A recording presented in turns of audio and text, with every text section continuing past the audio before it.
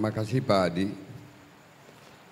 Di tempat ini berapa minggu kemarin sempat saya bilang bahwa namanya di Indonesia, namanya pertambangan adalah kesengsaraan rakyat. Itu tidak bisa dibantah. Bahkan rakyat yang sengsara bukan saja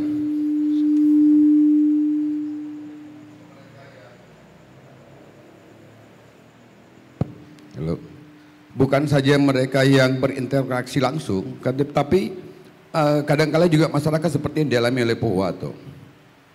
Masyarakat tentu menderita karena fasilitas publiknya rusak. Sebenarnya juga kita kaget, kok orang Gorontalo bisa jadi begitu, jadi beringas.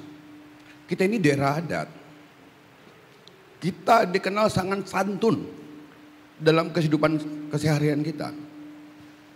Tapi faktanya sekarang tidak. Saya tidak begitu yakin kalau itu ulah provokator satu dua orang, tidak. Ini adalah akibat dari provokasi ketidakadilan sosial. Saya menyebutnya seperti itu. Keberadaan ini sebenarnya adalah akumulasi dari kekecewaan rakyat yang kemudian menumpuk di ujung. Dan kemudian detonatornya meledak. Beberapa hari kemarin akibatnya kita melihat hampir semua media menulisnya. Kantor Bupati Pak Wato dibakar. Ada satu teori yang mudah menjelaskan itu Pak Adi. Ada teori yang dipopulerkan oleh Lawrence. Butterfly effect. Efek kepak sayap kupu-kupu. Kepak sayap kupu-kupu di hutan Amazon hari ini bisa mungkin dapat menyebabkan badai tornado di California beberapa saat kemudian. Itu yang terjadi sekarang. Yang sekarang itu adalah akumulasi dari kejadian sebelumnya. Hunco Tanipu, salah satu sosiolog di kita yang kita punya di Universitas Gorontalo, menulis bahwa eksploitasi emas di Gorontalo itu sudah terjadi 300-an tahun lalu, bahkan di masa VOC. Juga tadi Pak Dr. Aprianto menjelaskan itu. Bahwa hampir seluruh wilayah konsesi di Gorontalo itu yang pertama mengelola adalah rakyat, penambang. Lalu kemudian perusahaan masuk atas nama negara. Yang tadi oleh Pak Aprianto konstitusinya juga ikut diprotes penerapannya. Di Pohuwato itu sepanjang saya ketahui ada 2 wilayah konsesi besar yang kandungan emasnya sangat tinggi. Yang pertama oleh GSM, lalu kemudian oleh KUD Darmatani. GSM 2.800 hektar, KUD Darmatani sekitar 100 hektar.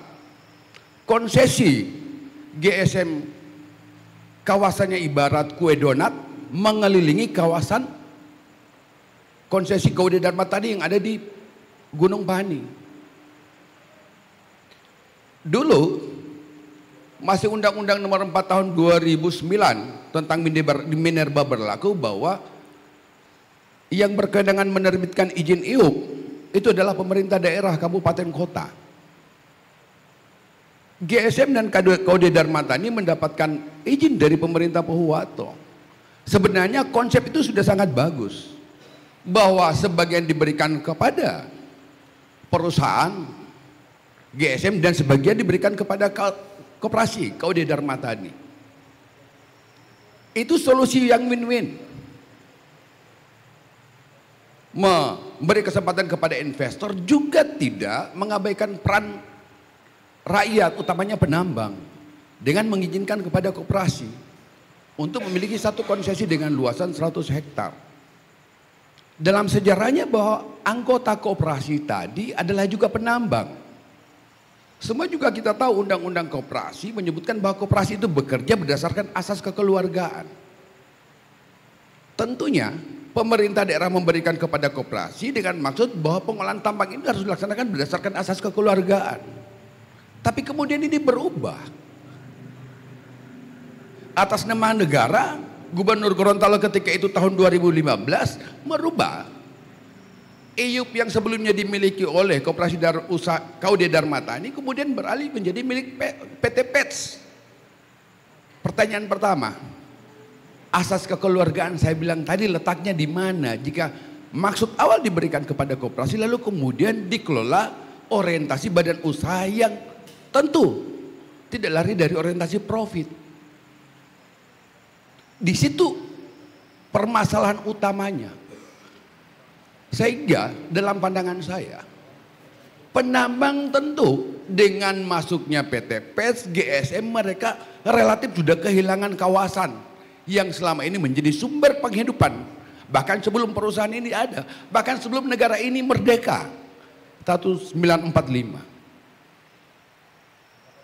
Sederhananya dalam pandangan saya, wajarlah jika kemudian rakyat marah. Ujungnya polisi yang disibukkan. Sehingga kalau saya bisa menyarankan kepada polisi, tidak usah dicarilah provokatornya, cari akar permasalahan utamanya. Ditangkap 100 provokator tidak akan pernah selesai masalah di sana. Pak Dokter bilang tadi, ada konstitusi hukum positif. Semua warga negara penambang harus taat, tapi ingat ada hukum alam sunnatullah. Soal perut, mana lebih memiliki kekuatan yang luar biasa, yang besar, yang mampu mengintervensi kita sebagai manusia antara dua hukum tadi. Hukum positif dilarang atau soal perut. Gak ada yang bisa melawan hukum alam. Lagi-lagi wajarlah mereka begitu. Sehingga juga kepada Pak Gubernur saya sarankan cari akar permasalahannya. Bisa kembalikanlah ke rakyat yang mengelola 100 hektar itu.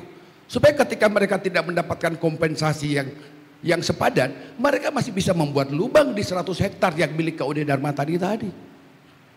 Itu jalan keluar.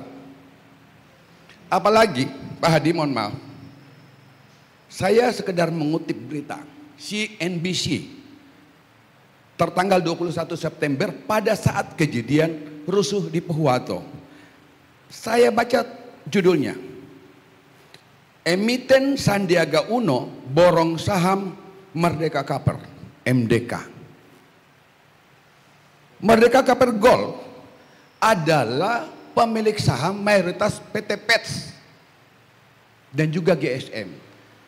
Kita sebenarnya juga punya akses ke perusahaan ini. Ada orang lokal Sandiaga Uno, orang Gorontalo.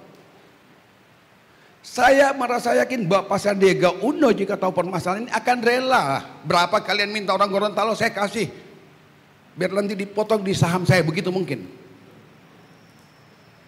Itu pandangan pertama. Atau kedua, memang Pak Sandiaga Uno juga tidak terlalu peduli soal ini. Saya menyarankan kepada penambang, cobalah bangun komunikasi. Karena Merdeka Copper Gold itu pemilik saham mayoritas sebesar 18% adalah PT Saratoga Investama, yang di sana juga Pak Sandi memiliki saham yang besar. Mohon maaf, saya tidak menyeret ini kepada masalah individu politisi kita, tidak. Tapi setidak-tidaknya dengan fakta ini kita semua bisa maklum. Ada sumber daya yang kita tidak mampu kelola secara maksimal. Kita punya orang di sana, bahkan PT PETS itu setelah saya baca komisarisnya ada berapa orang Pohuwato yang dari koperasi tadi. Artinya ini sesama kita. Sesama kita, beda dengan Rempang. Saya justru jadi heran, sesama kita tidak bisa selesaikan. Tadi saya mengeluh ke kawan saya pas lagi ngopi di luar. Saya bilang kita ini sudah bayar pajak, rakyat ini sudah bayar pajak. Kita bayar pajak agar pemerintah itu ada biayanya untuk digaji. Carikan solusi permasalahan kita. Tapi kemudian permasalahan datang lagi. Saya jadi tanya, kita bayar pajak ini untuk siapa? Kalau kemudian pemerintah tidak mampu menciptakan kondisi yang ideal kesejahteraan dan kedamaian di kita. Mohon maaf. Fakta tidak bisa dibantah. Sehingga melalui kesempatan ini kebetulan ada Pak Gubernur, juga ada pihak kepolisian, dan semua pihak yang hadir di sini satu. Rakyat menginginkan ini segera diselesaikan, dan jangan tanya solusi dari rakyat, karena bapak-bapak itu digaji dari pajak rakyat hanya diminta untuk cari solusi untuk kepentingan rakyat, tidak lebih dari itu. Dan kedua, bahwa rakyat kita ini yang menguasai duluan tanah ini sebelum Indonesia merdeka, kita rakyat, masyarakat itu sudah mengeksplorasi emas, hargailah. Kalau ada investasi, tolonglah berikan porsi ke rakyat. Jangan sampai begini. Sehingga jika akar permasalahannya tidak bisa dituntaskan, kemarin Gorontalo Mineral Dan kita prediksi di ruangan ini, tunggu lagi, pasti akan ada lagi. Sekarang meledak, Pohuwato. Kalau tidak tuntas, awas. Ada lagi yang meledak. Kasusnya. Timernya sekarang, alarmnya sudah nyala-nyala semua ini. Tinggal tunggu detonatornya meledak. Dan orang Jakarta sekarang sudah jadi sibuk mau hearing lagi DPR RI. Bayangkan urusan lokal begini, nanti Jakarta lagi yang ngurus. Apa kita orang lokal tidak mampu ngurus ini? Justru saya pertanyakan kepada para pejabat yang digaji oleh pajak rakyat itu, tolong uruslah ini, konsentrasilah ngurus ini. Jangan korbankan rakyat. Kalau menciptakan kondusivitas daerah, it's okay, kita setuju. Daerah harus dijaga aman. Tapi satu, sumber permasalahan harus segera dipadamkan. Mungkin demikian Pak Adi.